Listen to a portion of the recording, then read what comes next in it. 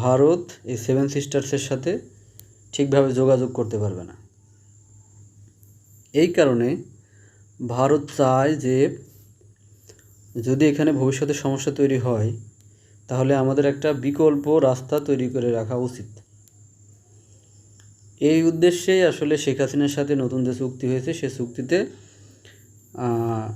এই চুয়াডাঙ্গা থেকে শুরু করে এই ভুটানের ডলগাঁও পর্যন্ত একটা ট্রেনের লাইন তারা নির্মাণ করার জন্য চুক্তিবদ্ধ হয়েছে। এখন সমস্যা হলো যে এই চুক্তিটা হইলে বাংলাদেশের কী ক্ষতি হতে পারে। এখন ধরেন কোনো কারণে চীন এখানে ঝামেলা তৈরি করলো, এখন ভারত কী করলো, এই ট্রেন লাইন দিয়ে কোনো একটা যন্ত্রপাতি নিয়ে গেল, ধরো তোমার বিভিন্ন ধরনের ক্ষেপণাস্ত্র বা